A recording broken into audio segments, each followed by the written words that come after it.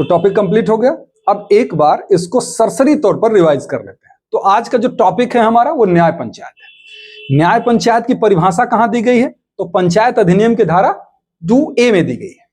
अब 2A ये कहता है कि न्याय पंचायत जो धारा 42 के अंतर्गत स्थापित किया जाता है वो न्याय पंचायत कहलाता है। अब हम देखते हैं कि धारा 42 के अंतर्गत न्याय पंचायत की जो स्थापना होती है वो कौन करता है? तो राज्य सरकार न्याय पंचायत की स्थापना करती है या राज्य सरकार की तरफ से कोई नियत प्राधिकारी न्याय पंचायत की स्थापना करता है। और वो कैसे करता है? वो प्रत्येक जिले को सर्किलों में डिवाइड करता है। क्या लिखा है? प्रत्येक जिलों को सर्किल में डिवाइड करता है और प्रत्येक सर्किल में उतने क्षेत्र रखता है जितना वो आवश्यक समझता है और हर सर्किल के लिए एक न्याय पंचायत होती है। ठीक, इतनी बात समझ में आ गई। अच्छा, उससे आगे बढ़ते हैं हम लोग। उससे बाद आता है कि कहां से वो चुनाव होता है, उनका चुनाव कहां से होता है। सदस्य संख्या की अगर बात करते हैं तो सदस्य संख्या कम से कम 10 और अधिकतम 25, इसमें से बीच में जो भी निर्धारित की जाए नियत प्राधिकारी के द्वारा उतना, और कम सदस्य संख्या अगर हो जाए पंचों की संख्या तब भी न्याय पंचायत अपना काम करती है, बस सदस्यों की संख्या कुल सदस्य संख्या के 2/3 से कम ना हो जाए। फिर उसके बाद पंचों की नियुक्ति और उसका कार्यकाल। पंचों की नियुक्ति कैसे होती है? तो नियत प्राधिकारी ही पंचों की नियुक्ति करता है और कहां से करता है? ग्राम पंचायत के सदस्यों में से ही न्याय पंचायत के पंचों की नियुक्ति की जाती है नियत प्राधिकारी के द्वारा। अब एक बात और ध्यान रखने वाली है कि जो ये न्याय पंचायत के सदस्य चुन लिए जाते हैं ग्राम पंचायत में से, उनकी जो सीट वैकेंट हो जाती है ग्राम पंचायत के सदस्यों की, उस सीट को फिर सेक्शन 12 के अनुसार ही भरा जाता है, जैसे कि ग्राम पंचायत के सदस्यों का चुनाव होता है।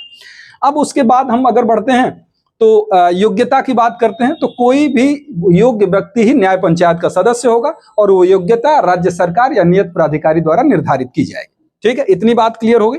फिर उसके बाद हम लोग देख लेते हैं कि अगर मान लीजिए जो मानक निर्धारित किए गए हैं, जो योग्यता निर्धारित की गई है न्याय पंचायत के सदस्यों के लिए, अगर वो योग्यता ग्राम पंचायत के सदस्य नहीं रखते, ग्राम पंचायत के सदस्य अगर वो योग्यता नहीं रखते तो इन योग्यताओं को थोड़ा कम किया जा सकता है ताकि न्याय पंचायत के सदस्यों की पूर्ति की जा सके।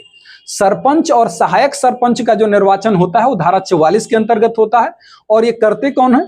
पंच जो नियुक्त किए गए हैं वो पंच ही अपने में से सरपंच और सहायक सरपंच की नियुक्ति करते हैं।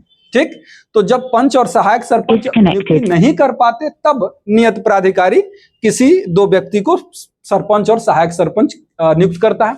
पद त्याग की करें तो 47 में पद त्याग है, नियत प्राधिकारी को हस्ताक्षर करके पद त्याग किया जा सकता है। आकस्मिक अगर रिक्तियां हो जाती हैं तो ग्राम पंचायत के सदस्यों में से उतने सदस्यों को वहां पे न्याय पंचायत के पंच के रूप में नियुक्त कर दिया जाता है और वो केवल बची हुई शेष अवधि के लिए ही वो कार्य करते हैं। साथ में अगर हम और भी बात देख लें, कार्यकाल कितना होता है? प्रत्येक पंच का कार्यकाल उसके शुरुआत होने से लेके उस पंचायत का जब तक कार्यकाल चलता है तब तक चलता रहेगा और सरपंच और सहायक सरपंच जो होते हैं वो अपना पद को तब तक होल्ड करते हैं जब तक कि उत्तराधिकारी आके पद संभाल नहीं लेता। तो ये कह सकते हैं यूपी लोकल लॉ का जो सीरीज चल रहा है हम लोगों का, उसमें यूपी पीसीएसजे हो चाहे हायर जुडिशियल सर्विस हो, प्री और मेंस दोनों के लिए हमारी क्लासेस चल रही हैं और उसमें से एक क्लास ये भी है हमारी। अब आप बेयर एक्ट में देखेंगे तो बेयर एक्ट में न्याय पंचायत से संबंधित प्रावधान को रिपील कर दिया गया है। ये इसलिए मैंने पढ़ा दिया है क्योंकि 2022 की यूपी पीसीएसजे के मेंस की परीक्षा में न्याय पंचायत से संबंधित क्वेश्चन मेंस में आए हैं पूरे डिटेल में, इसलिए ये न्याय पंचायत का भी टॉपिक मैंने आप लोगों को पढ़ा दिया है।